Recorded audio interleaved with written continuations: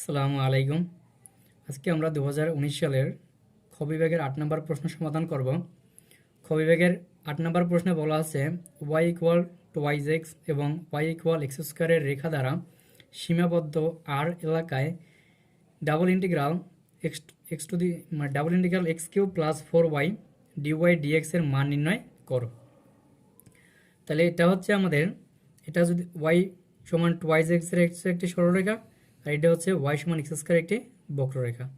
এটার ভিতরে যে আবদ্ধ এলাকা, এটা হচ্ছে আমাদের আবদ্ধ এলাকা আর, সেই আবদ্ধ এলাকা আর এর আমাদের মান নির্ণয় করতে হবে।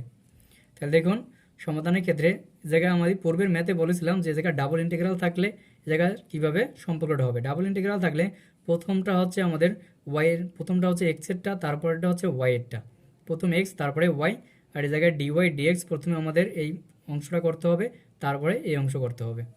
যে দেয়া আছে y ইকুয়াল টুয়াইজ এক্স এবং দেয়া আছে y ইকুয়াল এক্স স্কোয়ার। তাহলে সমীকরণ 1 ও 2 হতে পাই যে এক্স স্কোয়ার সমান টুয়াইজ এক্স, যেহেতু এটা সমান পরস্পর, তাহলে আমরা লিখতে পারি x square equal twice x. X square equal যদি টুয়াইজ এক্স হয় তাইলে আমাদের এক্স ইকুয়াল মানে সমাধান আসবে কি এক্স ইকুয়াল 0 এবং 2। এক্স ইকুয়াল 0 এবং 2 কীভাবে আসে দেখুন, যে এক্সের মান যদি আমরা 0 ধরি, এক্স ইকুয়াল যদি 0 হয় সেক্ষেত্রে আমাদের এক্স স্কোয়ার ইকুয়াল 0 আসবে এবং টুয়াইজ এক্স ইকুয়াল 0 আসতে আছে, অর্থাৎ এইটা আমাদের সমান।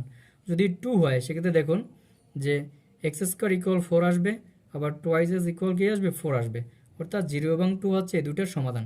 তারপরেরগুলো কেন হবে না দেখুন, যদি আমরা 1 ধরি সেক্ষেত্রে এক্স স্কোয়ার ইকুয়াল আসবে 1 আর 1 তাহলে আসবে 2, মানে 1 ইকুয়াল 2 তো সমান হইতে পারে না, সুতরাং 1 কোনো মূল হইতে পারে না, এক্সের মূল হইতে পারে না।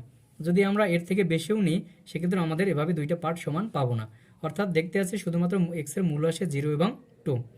আর এক্সের মূল যদি 0 এবং 2 হয় সেক্ষেত্রে আমরা যদি মানগুলো বসাই তাহলে y ইকুয়াল পাবো 0 এবং 4, y ইকুয়াল 0 এবং 4। তাহলে দেখুন আমরা এক্সের লিমিট কীভাবে পাবো, এক্সের লোয়ার লিমিট পাইতেছে 0 এবং আপার লিমিট পাইতেছে 2, আর y এর ক্ষেত্রে আমাদের মানে লোয়ার লিমিট হচ্ছে 0 আর আপার লিমিট হচ্ছে 4।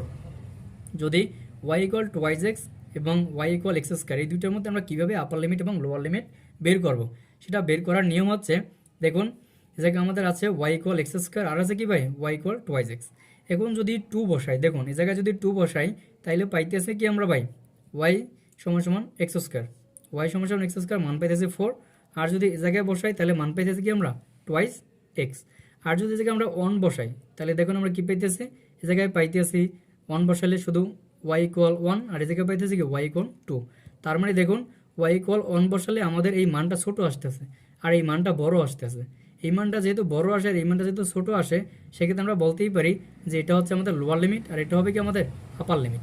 তাইলে আমাদের আপার লিমিট হবে y এর ক্ষেত্রে 2x আর লোয়ার লিমিট হবে এক্স স্কোয়ার, আর x এর ক্ষেত্রে আমাদের লোয়ার লিমিট হচ্ছে 0 আর আপার লিমিট হচ্ছে 2, লোয়ার লিমিট 0 আপার লিমিট 2। তারপরে আমরা যেভাবে আছে ওভাবেই লিখে দিলাম। দেখুন এখন যদি আমরা এটাকে এক্সের সাপেক্ষে ডেরিভেটিভ করি, এই সমীকরণটাকে যদি প্রথমটাকে যেহেতু প্রথমটা ওয়াইয়ের সাপেক্ষে ডেরিভেটিভ করতে হবে, ওয়াইয়ের সাপেক্ষে আসলে ইন্টিগ্রাল করতে হবে, ওয়াইয়ের সাপেক্ষে যদি আমরা ইন্টিগ্রাল করি এক্স এই জায়গায় আছে কি X to the power 3 plus 4y d y, X to the power 3 plus 4y d y. তাহলে আমাদের এই জায়গায় এক্স টু দি পাওয়ার 3 কে যদি আমরা ইন্টিগ্রাল করি তাহলে সাথে যেহেতু ডিওয়াই আছে এক্স টু দি পাওয়ার 3 হবে আমাদের, তখন কি হবে ভাই এটা ধ্রুবক হিসেবে আসবে এক্স টু দি পাওয়ার 3, আর ডিওয়াইকে যদি আমরা ইন্টিগ্রাল করি তাহলে মান আসবে আমাদের শুধু y প্লাস 4 ডট এই জায়গায় আমরা যদি 4yকে ইন্টিগ্রাল করি তাহলে আমরা ইন্টিগ্রালের সূত্রটা কি ভাই X to the power n এর ইন্টিগ্রাল সূত্র হচ্ছে X to the power n এর ইন্টিগ্রাল সূত্র হচ্ছে X to the power n plus 1 divided by n plus 1। তাহলে আমরা যদি yকে করি তাহলে হবে y to the power 1 plus 1 divided by 1 plus 1, অর্থাৎ 4 ডট y স্কয়ার বাই 2। এখন আমাদের লিমিট কত ভাই, লিমিট হচ্ছে এক্স স্কোয়ার থেকে টুয়াইজ এক্স, এক্স স্কোয়ার থেকে টুয়াইজ এক্স। যদি লিমিট আমরা বসাই তাহলে পাইতে আসি 4x কিউব, এখনও লিমিট বসাই নিয়ে যদি এই বিন্দুতে আমরা লিমিটটা বসাই তাহলে পাইতে আসি 2x to the power 4 plus 8x square minus X to the power 5 minus 2x to the power 4, অর্থাৎ প্রথমে বসবে আপার লিমিট তারপর বসবে লোয়ার লিমিট। এবার আমরা এই সমীকরণটা থেকে পাইতেছি 8x square minus X to the power 5। এখন এইটাকে আমাদের করতে হবে এক্সের সাপেক্ষে ডেরিভেটিভ, এক্সের সাপেক্ষে ইন্টিগ্রাল করতে হবে। এক্সের সাপেক্ষে যদি আমরা ইন্টিগ্রাল করি তাইলে আমাদের এক্স স্কোয়ারকে যদি ইন্টিগ্রাল করি তাইলে হবে কি ভাই X to the power n plus 1 divided by n plus 1, আর এটাকে যদি করি তাহলে হবে X to the power n plus 1 divided by n plus 1, অর্থাৎ X to the power 5 plus 1 divided by 5 plus 1, তাহলে এই জায়গা হবে 6, এই জায়গা হবে 3। এখন আমাদের লিমিট হচ্ছে upper limit to lower limit 0। তাহলে আপার লিমিট লোয়ার লিমিট যদি বসাই, এভাবে আমাদের সমাধান করতে করতে আমাদের মান আসবে 32/3। 32/3 এটাই হচ্ছে আমাদের অ্যান্সার। তাহলে আশা করি আপনারা এই ম্যাথটা বুঝতে পারছেন। যদি কোনো ধরনের সমস্যা থাকে অবশ্যই আমাদের কমেন্ট সেকশনে জানাবেন।